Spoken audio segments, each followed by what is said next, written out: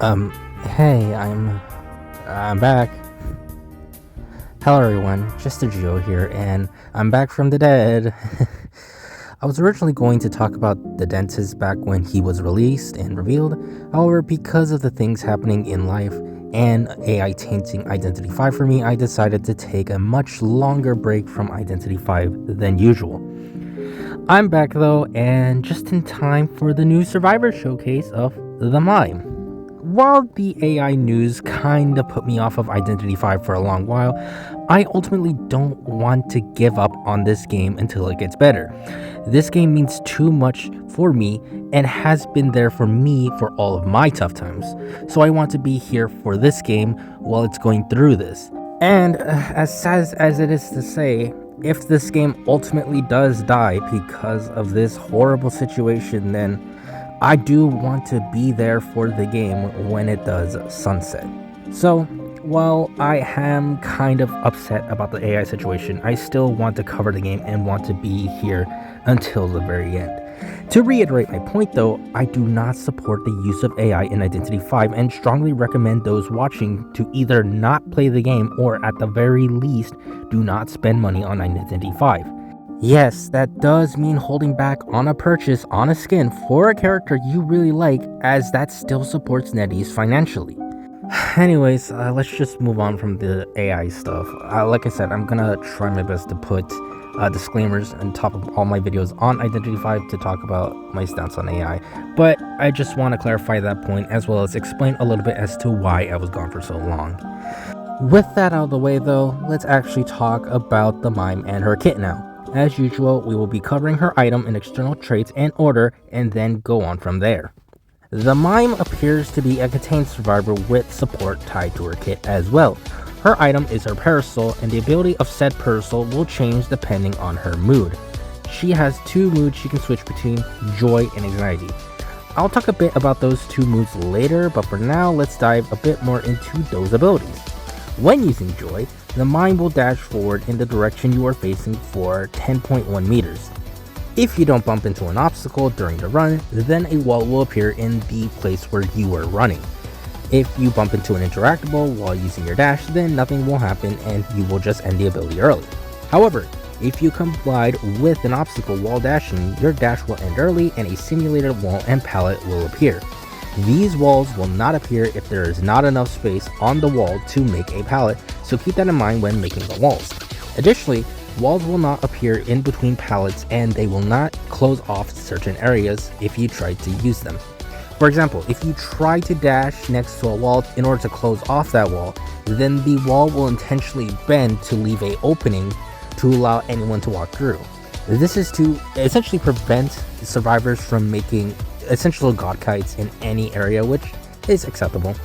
The pallet and wall works the same as normal walls and pallets, so you can stun the hunter with the pallet and the pallet can be vaulted or broken like normal. It kind of acts the same as Lanternus dropping a pallet while invisible, however unlike Lanternus, Mime's pallets actually work with great power and talent evolving pallets, allowing you to stun a hunter for much longer with great power or allowing you to get the movement speed boost from Nidra.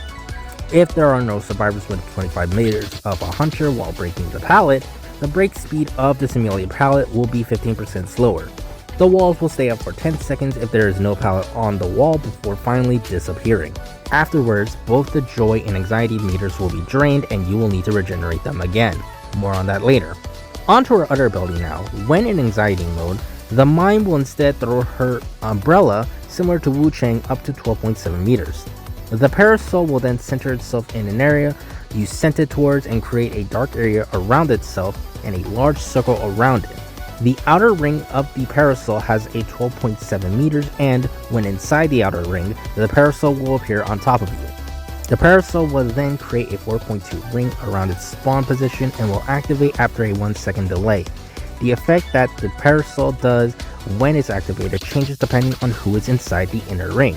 If the hunter is inside the inner ring of the parasol will prioritize attacking the hunter no matter if there is a survivor inside of it. The attack will stun the hunter for about 1.5 seconds and you can actually balloon rescue with it. If it's just the survivor in the inner ring, then the parasol will absorb them. After about 2 seconds or after pressing the launch button, the parasol will launch the survivor in a set distance depending on where the camera is facing. Depending on how high your camera is pointed, it will determine how high the parasol will take you. If there are more than 2 survivors in the inner circle, then the survivor closer to the center of the outer circle will be where the parasol spawns. Additionally, if there's 2 survivors in the inner circle, the survivor closest to the parasol will also be absorbed. The outer ring will last for about 15 seconds after it has been created and will stay after stunning the hunter. Once stunned, the parasol will disappear for 4 seconds before reappearing again.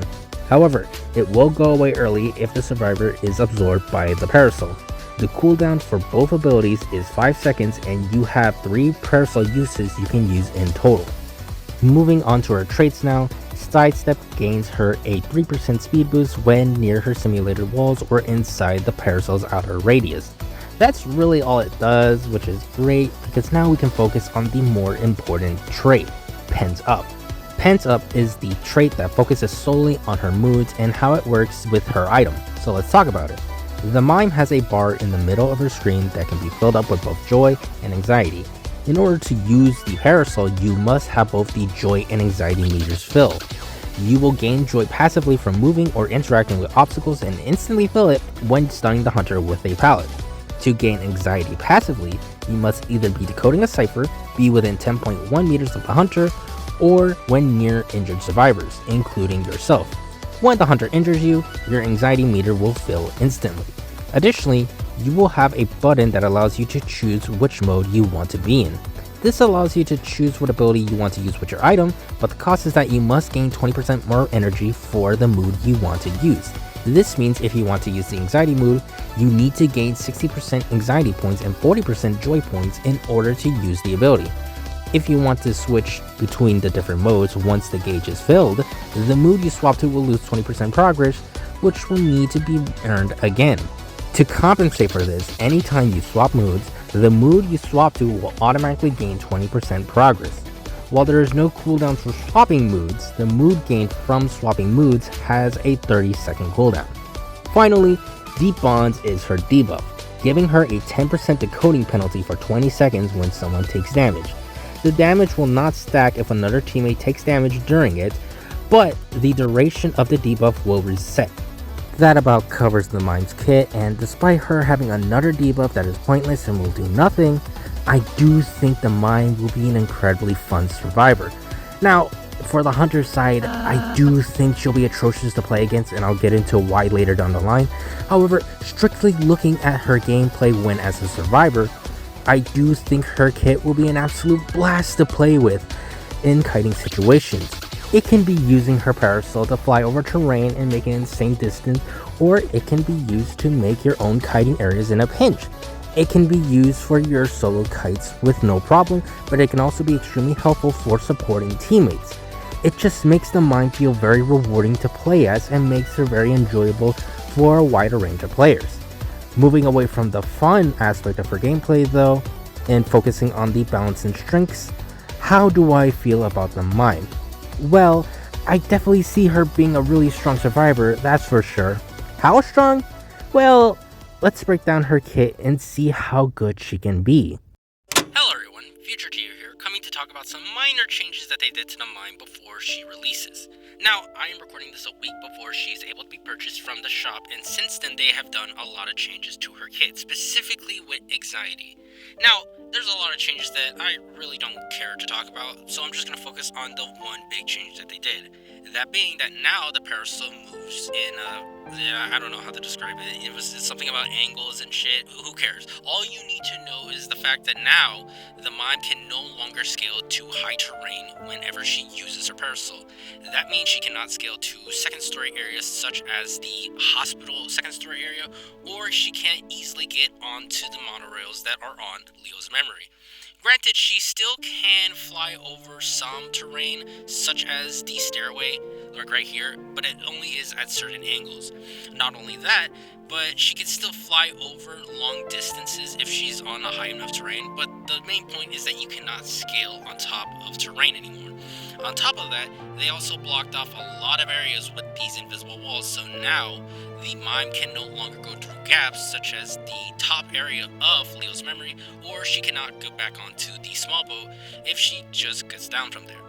So, with all that in mind, the anxiety ability is no longer as strong as it used to be. I just wanted to include this part because I don't want to change the script, and it's important to see how she was before the changes were made in order to give you a perspective on how strong she could have been. Anyways, this is my rambling done. Let's get back on to the main video. For starters, let's talk about the Mime's debuff, or lack thereof, in order to really show just how strong the Mime is. If you've been on the channel for a while, I'm sure you know how much I don't like decoding debuffs, specifically 10% debuffs. Decoding debuffs are a very boring but effective type of debuff because the survivor in question sacrifices their Cypher Rush for an insane niche. Whether it is Merc's rescue potential, forward's harassment, or Wildling's survivability, most decoding debuffs are meant to be a trade-off in order to balance an insane ability. Now, we have gotten survivors with small decoding debuffs before, but the difference was that their abilities were not strong enough to warrant an extreme debuff. Survivors like Cowboy, Journalist, and even Coordinator didn't really have insane niches in order to warrant a massive penalty to them.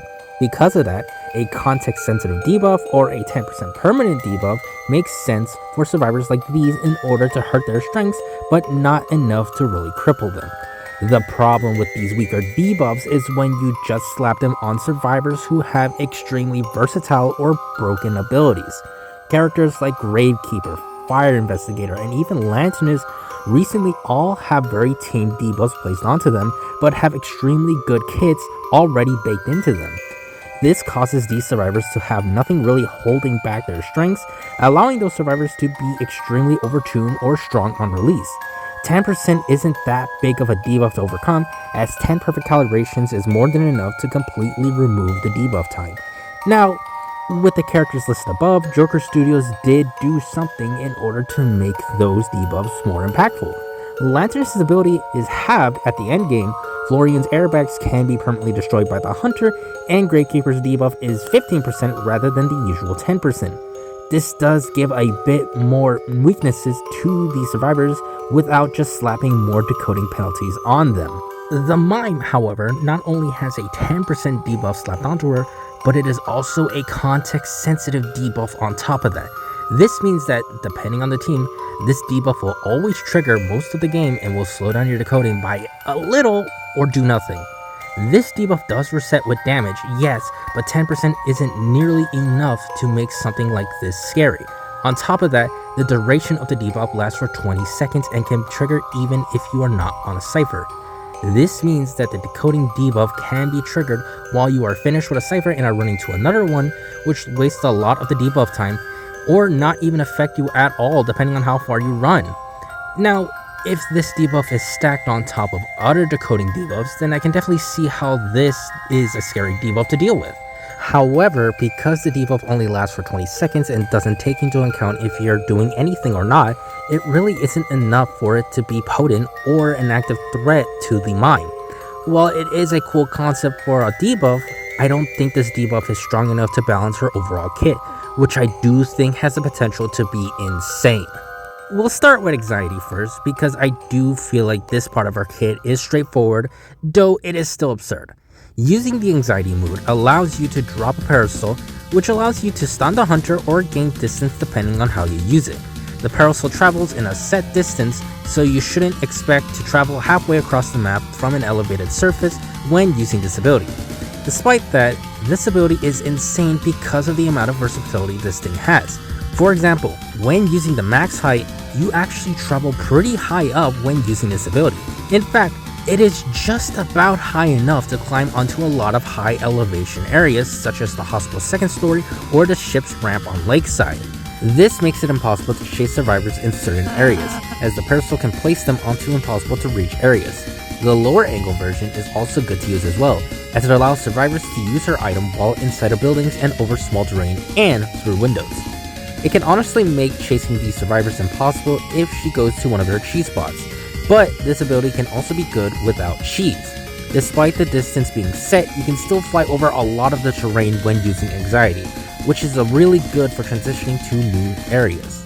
Additionally, since most hunter attacks and abilities are grounded, you'll actually be extremely safe while transitioning with this ability. The only way you aren't is if you're somehow silenced mid-launch or if Percy's jump shot somehow connects with you. Other than that though, this ability makes transitioning safe and allows you to play a bit more risky. You also cannot be hit while using the parasol as well, and this counts towards ability attacks as well.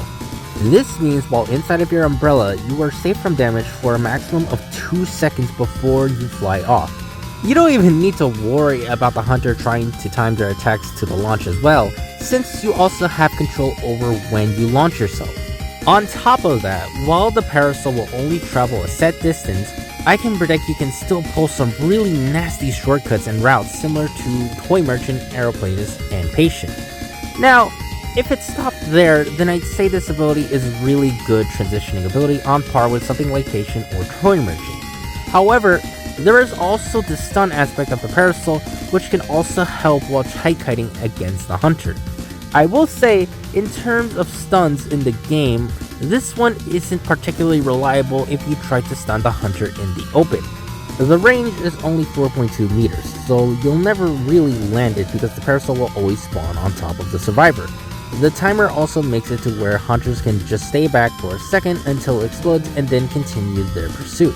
On top of that, hunter abilities can also help certain hunters bypass this and attack you anyways, so it can't really be used for offensive plays like Prospector or Enchantress.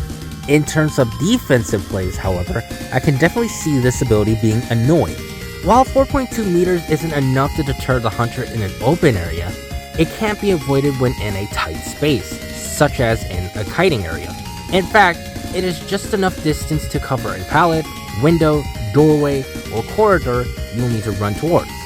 This basically makes going down these areas a bit safer as the hunter is forced to either tank the stun or back off from the parasol. And even when the parasol disappears, the hunter is still forced to deal with it for 15 seconds because it will reappear every 4 seconds after exploding. If the hunter does back off and stay out of range, then you can just use the parasol to fly away and gain a lot more distance. Otherwise, it basically gives you a little bit more wiggle room to work with while kiting and becomes a deterrent for hunters in this situation. You can also use it to really annoy the hunter, purposely choosing not to take the parasol 2 times in order to mess with the hunter, only to get on it the 3rd time and fly away. It is genuinely an annoying ability to deal with as hunter and can really help you in a pinch during your kites. However, I think the strongest part about this ability is just how insane it is when it comes to supporting teammates. With most support abilities, you kinda need to actively be involved in the chase in order to really get value out of your support game. In cases where support abilities don't require you to be active in the chase, they are typically reserved for healing related abilities or buffs.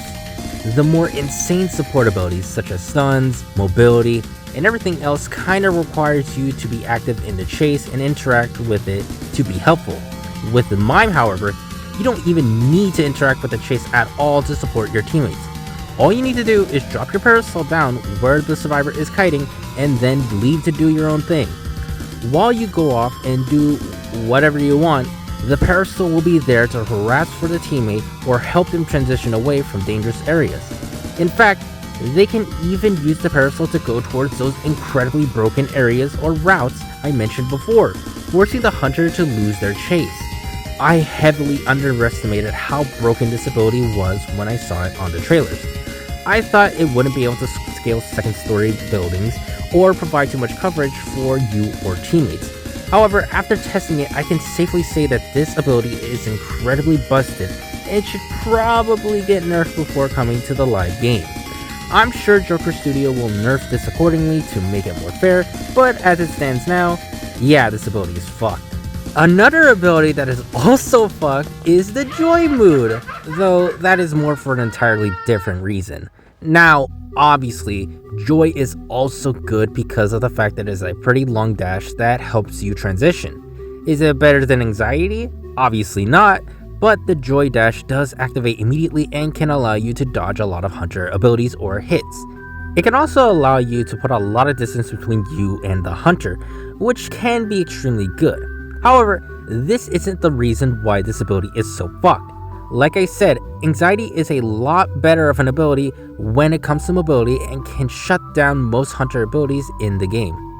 The reason why Joy is so fucked is because it allows Mime to not only make a wall, but also a pallet on top of it. Essentially, with this ability, you can create your own kiting areas or extension to pre-existing kiting areas. Now, just by that alone, that already makes this ability an extremely powerful ability. You can turn any weak kiting area into a strong kiting area, and also make strong kiting areas even more unbearable to face as Hunter. However, I think what makes this ability truly fucked is the fact that unless the wall has no palette, the wall she makes will never go away. These walls will stay up permanently once they are made, and will stay up until the pallet is broken. The wall won't even leave once the pallet is finally dropped. It must be destroyed by the hunter in order for the wall to finally go away. This means that the Mime can just spawn a wall that any survivor can use that is also affected by pallet talents such as Great Power or Knee Jerk, and there is nothing the hunter can do about it unless the pallet is dropped. In weaker areas, these walls make these areas a pain in the ass, but still manageable by some hunters. However, when we get to those strong areas or areas with multiple pallets is where this ability truly becomes unbearable. This can also be used to replenish the drop pallet in some cases, making this ability even more insufferable for hunters to deal with. Depending on the location it is placed, the threat of it can allow survivors to kite even more safely, allow for longer kites, and a miserable time for lower tier hunters. This one ability can potentially turn any kiting area into a broken area, and it is possibly the most game-breaking ability in this game. Now, thankfully, Joker Studios did have some foresight on how insane these abilities are, and made sure this ability cannot be spammed. You start out with 0 energy to both Joy and Anxiety, so you will not have access to your item at the start of the match. Additionally, when swapping modes with max energy, a chunk of the energy you chose will need to be gained back, so you need to think carefully on what ability to use. You only have 3 items period, so you can't spam your item like you can with a recharge character. Finally, once you've used your item, your mood bar will reset, so you will need to generate the energy again. Because of that, I can definitely see some Mime players struggle while kiting, as they cannot just spam their item while in a chase. However, I still think these abilities will still be a problem to deal with because the mood generation is actually incredibly fast. It is painfully easy to gain Joy, and your anxiety fills instantly when you take damage. It then also becomes extremely easy to gain anxiety too, as it will auto-generate while you are injured. Because of that, I don't think mood generation will be a big problem for her at all. Plus, even with the limited item uses, the amount of bullshit you can do with these abilities more than makes up for the fact that they are finite resources. Without changes made to the Mime, I can definitely see her breaking the game and being the strongest survivor in the game, maybe even replacing Lanternist and Matador. She will definitely be a lot of fun to play, and I will definitely check her out when she comes to the live service. However, I definitely see her becoming a nightmare for Hunter players and will definitely ruin the Hunter experience when mastered. With all that being said though, that's all of my thoughts on the Mime. Now that I'm back, hopefully, I'll probably try and finish some of my backlogs, such as the dentist review, finishing my Lanterns video, or just wait until the Mime launches to make the full analysis. I'm not really sure what I'll post for the future, but I do hope you look forward to it nonetheless. Until then, thank you so much for watching, and I'll see you all next time.